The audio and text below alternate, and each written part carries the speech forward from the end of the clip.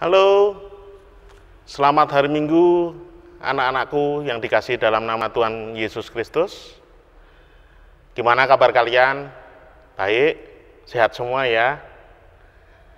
Hari Minggu ini kita akan memulai ibadah kita, ibadah sekolah minggu, untuk memuji Tuhan dan memuliakan Tuhan. Mari anak-anakku kita bangkit berdiri, kita mulai ibadah kita dengan menyanyikan lagu Happy Ya Ya Ya, Happy Ye Ye Ye.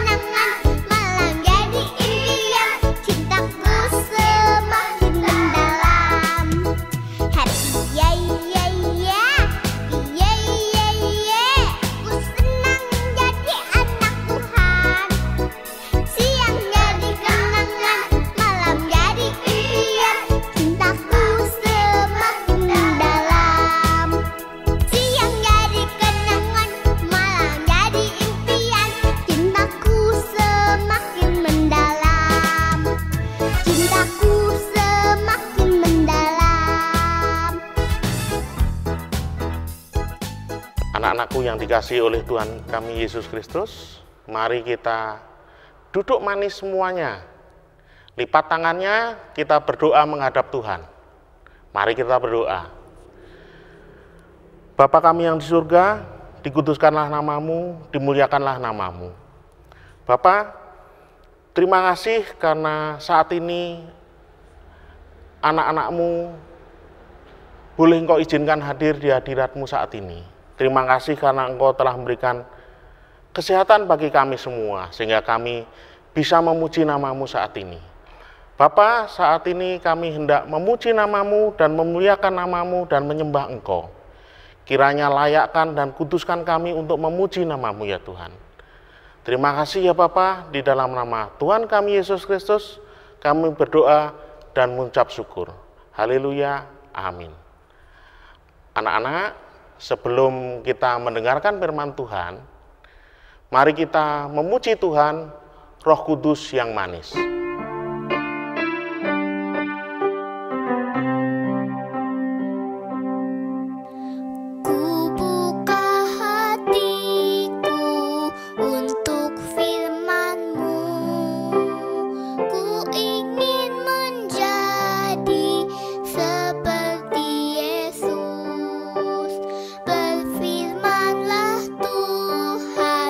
Ku mau mendengar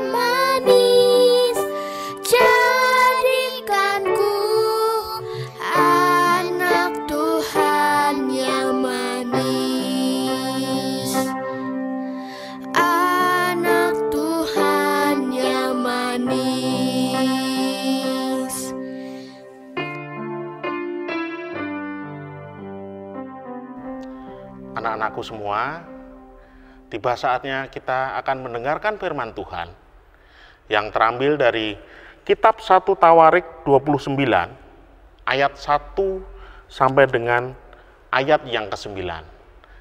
Tetapi sebelumnya mari kita berdoa.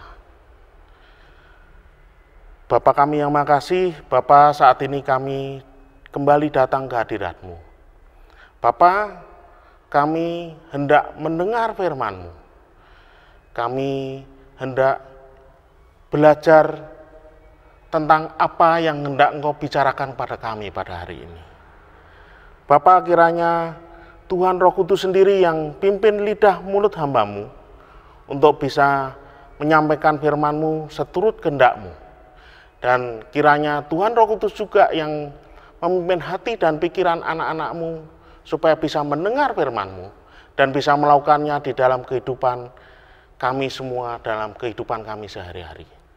Terima kasih ya Bapa, di dalam nama Tuhan kami Yesus Kristus, kami serahkan pemberitaan firman-Mu ini. Haleluya, amin. Anak-anakku yang terkasih, di sini Bapak akan bacakan kitab 1 Tawarik 29, ayat 1 sampai dengan ayat yang ke-9. Berkatalah Raja Daud kepada segenap jemaah itu, Salomo anakku yang satu-satunya dipilih Allah adalah masih muda dan kurang berpengalaman, sedang pekerjaan ini besar, sebab bukanlah untuk manusia bait itu, melainkan untuk Tuhan Allah. Dengan segenap kemampuan, aku telah mengadakan persediaan untuk rumah Allahku, yaitu emas untuk barang-barang emas, perak untuk barang-barang perak, tembaga untuk barang-barang tembaga, besi untuk barang-barang besi, dan kayu untuk barang-barang kayu, batu permata syoham dan permata tatahan, batu hitam dan batu permata yang berwarna-warni, dan segala macam batu mahal-mahal dan sangat banyak pualam.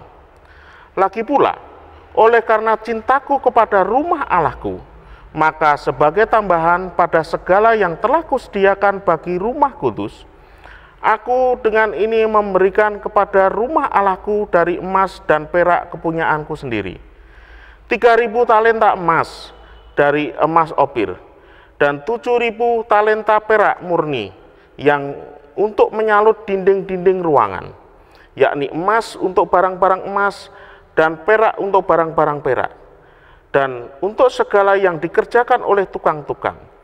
Maka siapakah pada hari ini yang rela memberikan persembahan kepada Tuhan?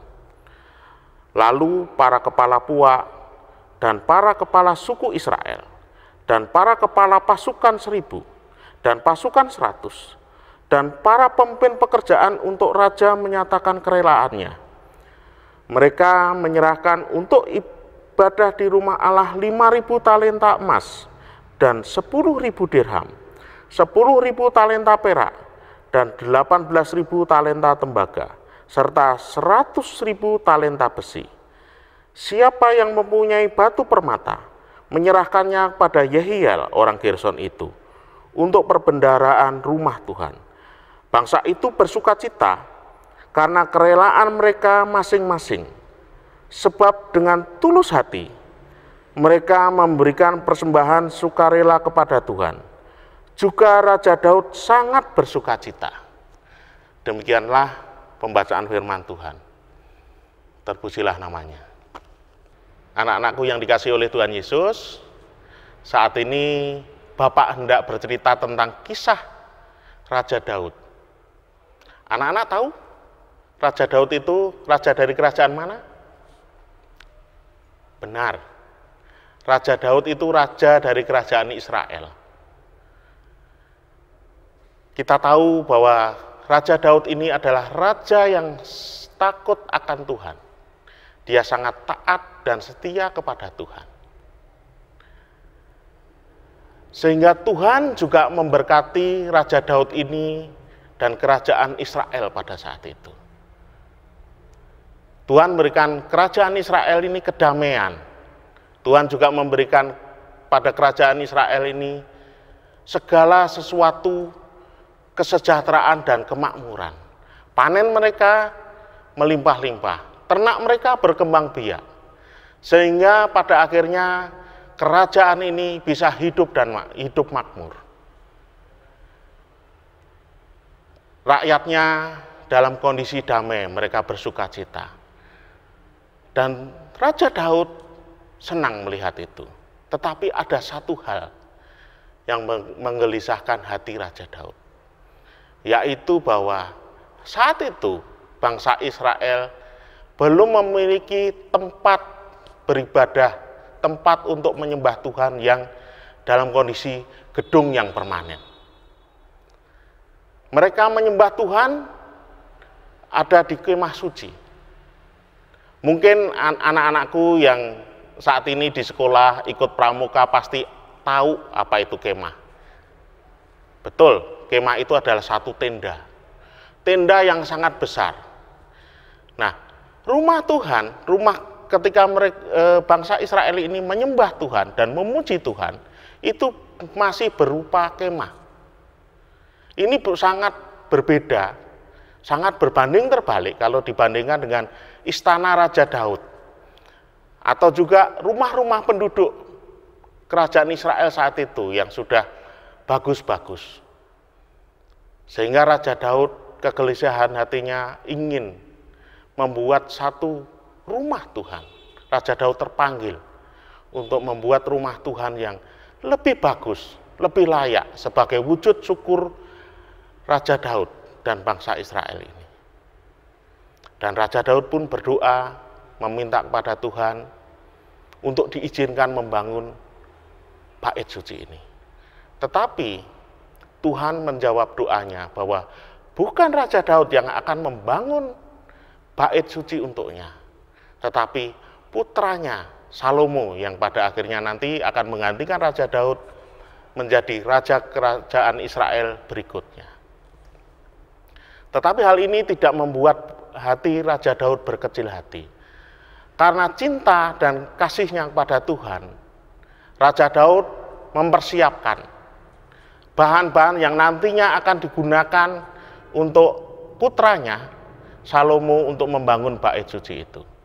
Mulai dari emas, perak, tembaga, besi, juga kayu-kayu pilihan. Juga Raja Daud mengumpulkan tukang-tukang yang paling ahli yang ada di kerajaan Israel saat itu untuk mengkhususkan mereka untuk membangun bait suci ini. Tetapi hal itu dirasa oleh Raja Daud tidak cukup. Sehingga Raja Daud mengumpulkan rakyatnya. Dia menceritakan idenya untuk membangun bait suci ini sebagai tanda syukur kerajaan ini kepada Tuhan, karena Tuhan sudah memberkati dengan luar biasa. Dan rakyatnya pun menyambut setuju dengan hal itu.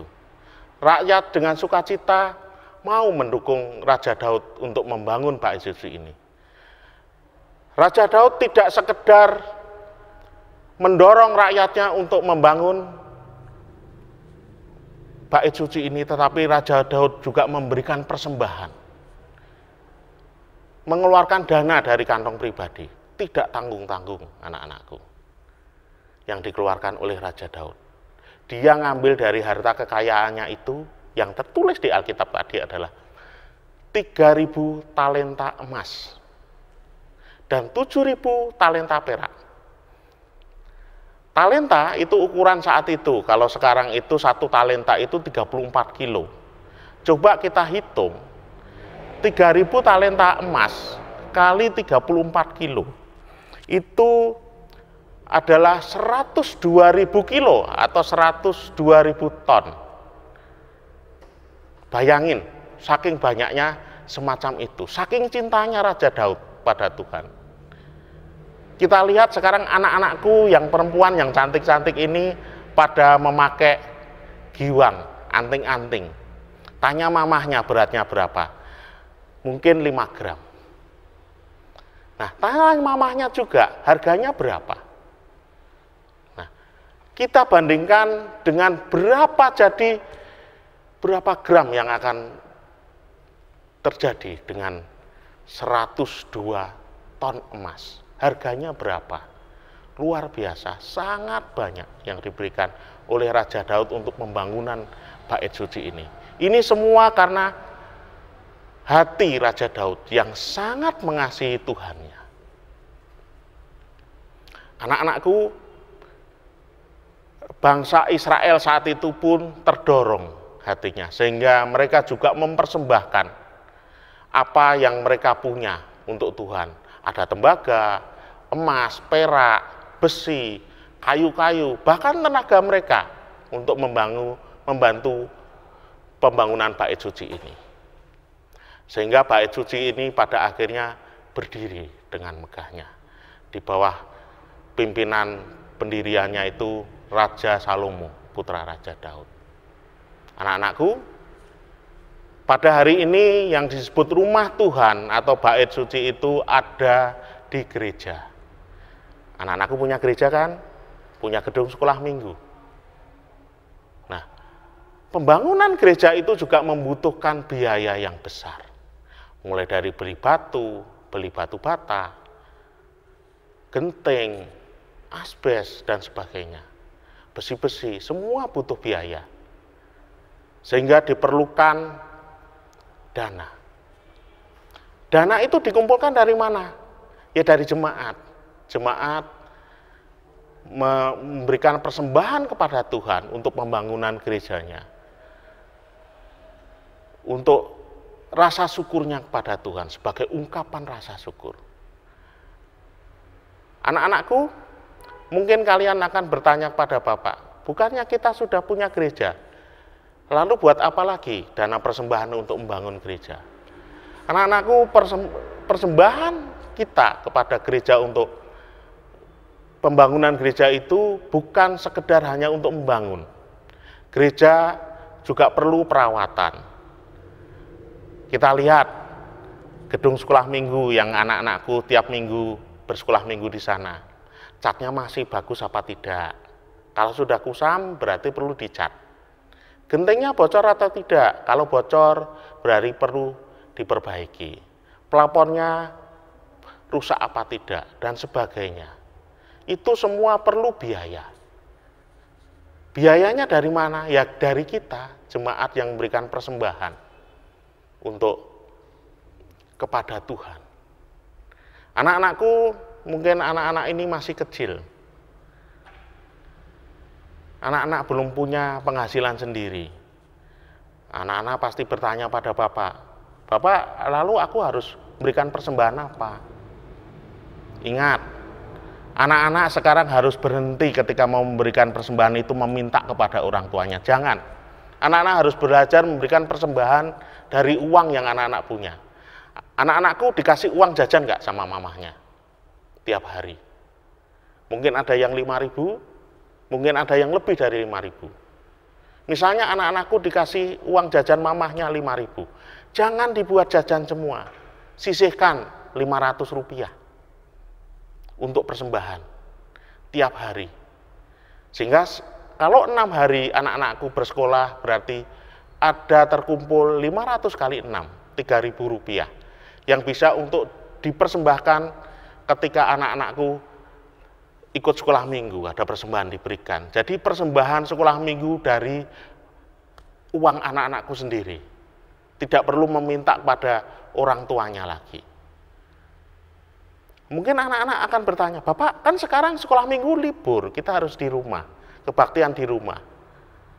Lalu bagaimana kami bisa memberikan persembahan pada Tuhan untuk perbaikan gedung sekolah minggu kami? Ingat nggak? Waktu hari Natal kemarin, anak-anakku dikasih apa ketika perayaan Natal? Snack, makanan, terus apa lagi? Celengan.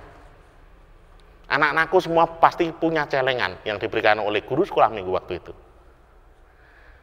Uang yang anak-anakku kumpulkan itu saat ini bisa diberikan persembahan melalui dimasukkan ke dalam celengan itu, yang pada akhirnya nanti akan diserahkan kepada guru sekolah minggunya pada akhir tahun nanti. Dan ngomong aja ke guru sekolah minggunya, Ibu, Bapak, guru sekolah minggu, ini aku menyerahkan celenganku, persembahanku sendiri untuk perbaikan gedung sekolah minggu, untuk perbaikan rumah Tuhan, sebagai tanda syukurku kepada Tuhan yang sudah memberikan aku kesehatan, kepandaian,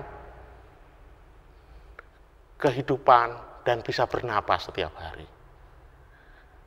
Saya yakin anak-anakku akan melakukan itu, bisa melakukan itu. Jangan juga celengannya juga mamahnya juga yang isi. Harus anak-anakku sendiri yang isi. Bapak yakin, Bapak sangat yakin anak-anakku mampu melakukan itu. Karena anak-anakku adalah anak-anak yang hebat, anak-anak yang taat dan setia pada Tuhan. Ayo, kita bisa, anak-anakku bisa belajar memberikan persembahan untuk pembangunan rumah Tuhan ini. Amin. Tuhan Yesus memberkati. Anak-anakku, mari kita memuji Tuhan, betapa hatiku.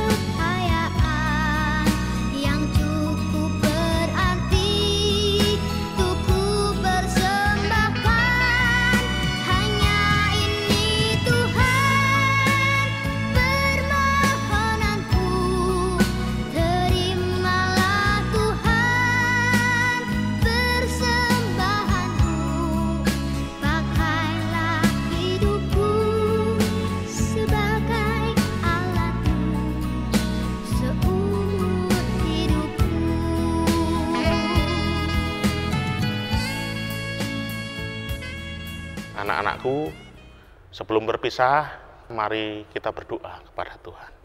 Bapa kami yang makasih, Bapak terima kasih karena saat ini kami telah Engkau izinkan mendengar firman-Mu.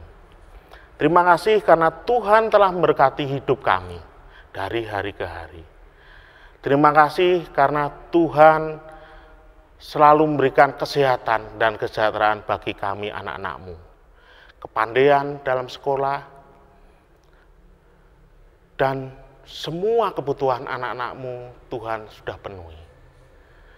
Terima kasih Tuhan ketika pada hari ini Tuhan mengajarkan kepada kami bagaimana Raja Daud begitu mengasihi Engkau sehingga mempersembahkan harta yang dia miliki untuk pembangunan rumah Tuhan. Ajarkan kami juga anak-anak-Mu ya Tuhan, supaya kami memiliki hati yang sama seperti Raja Daud. Hati yang rela, hati yang tulus, hati yang penuh sukacita ketika kami memberikan persembahan padamu ya Tuhan. Untuk mempersembahkan harta kekayaan kami, apa yang kami miliki, yang tidak seberapa ini, supaya kami bisa belajar untuk memberi persembahan untuk rumah-Mu ya Tuhan, untuk pembangunan rumah-Mu, gereja kami, gedung sekolah minggu kami. Terima kasih ya Tuhan, dan sebentar lagi kami akan berpisah, kiranya berkat Tuhan mengalir pada hidup kami, mengalir pada anak-anak-Mu, satu persatu. Jika ada anak-anak-Mu yang sakit saat ini, kiranya tangan Tuhan sendiri yang menyembuhkan mereka. Kami serahkan kehidupan anak-anak-Mu ke depannya di dalam kuasa tangan-Mu, di dalam pimpinan-Mu ya Tuhan Roh Kudus. Terima kasih ya Bapa, di dalam nama Tuhan kami Yesus Kristus, kami berdoa dan mengucap syukur. Haleluya, amin. Anak-anakku, tiba saatnya kita akan berpisah.